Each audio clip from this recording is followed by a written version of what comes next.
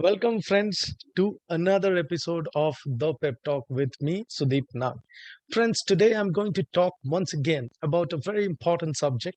Of course, it's a little common, you might argue, but trust me, it is important. So, today's topic on the PEP Talk is communication skills. Let me share my screen with you because I have prepared a presentation so that I can explain myself a little more to you. So, friends, we know that how important communication skills is, and this kind of training program goes on in all the corporate organizations. We are always trying to improve on communication skills. So, let me begin this presentation saying that there are barriers to communication. We must first of all understand those barriers and then try to overcome those barriers. The first barrier to communication, I would say, is a physical barrier. If I'm sitting here and there is a person who's sitting far away in a cubicle or a closed door, and I'm trying to speak to that person across many people, and there is noise, trust me, I can't get my message across. So I need to break the physical barrier, go close by, and then, in that loudness or tone or pitch, I need to talk to that person. Psychological barrier. Well, if I've come home after office, I've driven for hours in traffic, or I'm just preoccupied with something very important, and somebody says something to me, it just goes off, and might react in a way that breaks communication and relationships. So for me, it's important to understand myself first, and also the other person, what situation, what is the right time to speak to that person, or what physical barrier is there, and also what psychological barrier is there, and of course cultural barriers. So that is the reason we have to study before we visit a company, or a particular person, or another country or city, because there are cultural differences, and what we might find as okay may not be okay with them. Next, I talk about the three C's of communication. I made it three C's because I guess it's going to be easy to understand. First of all, whatever we are talking, it should be clear enough. What do I mean by clear? Simple words, no jargons, no shortcuts, no American slangs, or sort of words, colloquial words that another person may not understand, or even the language. So clarity has to be there. It has to be spoken nice and slow and clearly and concise, to the point. That is what it is. If you talk too many things, people won't understand. And then last of all, it's complete. So three C's: clarity, concise, and complete. And this is also true when you're writing emails, just not speaking. So this works out both ways. Next, we're talking about what stops us from assertive communication. So we all know that if I'm passive, no one wants to listen to me, sheepish. And then if I'm aggressive like a lion, people would run away. So assertive. So low. Why we don't be assertive? If I'm having a low self-esteem, lack of confidence, want to be good to everybody, goody goody, yes man, or I'm anxious about something, then I guess I won't be that assertive. On the other hand, fear of being dominated could be a reason what is stopping me. Reverse psychology, people telling just the opposite thing just to get to our nerves, trying to control others or any particular situation, and lack of emotions, and that this can make us be either aggressive or passive, right? So we need to be assertive. Now, how to be assertive? Learning to say a no, not now, or well, I don't know about this, I will read up and get back to you. We don't do this kind of thing. We do this, we're not able to help you in this, but we will help you in this. So something like that. Taking criticism and still being able to be assertive for getting the work done, accept and evaluate feedback if needed, know yourself well before, and your skill sets, so that it makes you confident, and then assert yourself.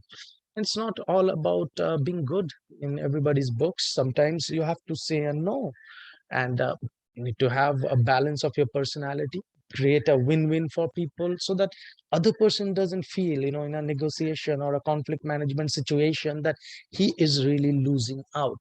And improve your communication, improve your communication, improve your communication, and of course, know your trigger points. Strategies of communication. Well, what you say is as important as how you say it, your tone of speaking. If I say, how are you? And I say, how are you? how are you? Different tones, hello, hello, hello. So different scenarios, different tone. Techniques to be more effective in communication: listen more, listen, because that's a skill you can't replace. Ask questions, don't be afraid, ask questions, and closed-ended, open-ended, let the person talk, and then you understand the person's need. Non-verbal body language, facial expression, and always say that eye contact and that smile. It's so important. And confidently communicating helps to enhance your message. If you believe in what you're saying, other person believes in what you're saying. Then remove mental blocks, the cultural barriers, psychological barriers, or unconscious bias, and then continue conversation and build a conversation.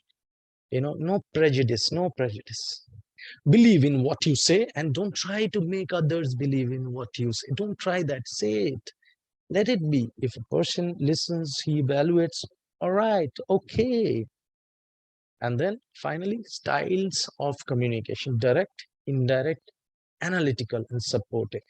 So there are different ways, people communicate directly, or, initiating style. You start off and then let the other person speak, analyze while the other person is talking and in a conversation, and support, help somebody to speak if the person not speaking out, give cues. You can, in this training, I'm not showing the video, but there are videos for this. We can show during a program. Know what is expected from you. Get to know, to a meeting, to a presentation, to a B2B, B2C, B2G. Know what is expected from you and what kind of communication your boss or your client or the participants would like to hear and listen. What are their levels? Speak accordingly. And then in this training, again, if you're going up doing a training program, you do have activities, but here, I'm not going to do that in this demo. And then also storytelling to make people understand the subject. If you're a trainer, this is going to help you. Again, activities are useful. Then speculators don't learn much, players do. So when you're sitting on the bench, you're not playing the game. We talk a lot, but when you're playing the game, you know how tough it is, what it is, what to say, what not to say, what to do, what not to do. So no man is an island.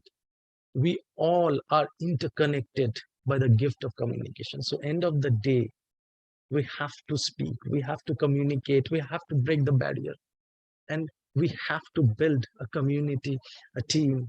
So it's not about me, it's about all of us. That's what communication really brings out. So friends, in this video, I tried to put in some of those points which normally we don't speak about in communication. So I just wanted to throw light on these sides of communication. And I hope you've liked the video. And I hope that you will share your views on this video. Click that subscribe button and also like my videos and share them to those people who need them. And of course, I can't thank you more for your time watching this video.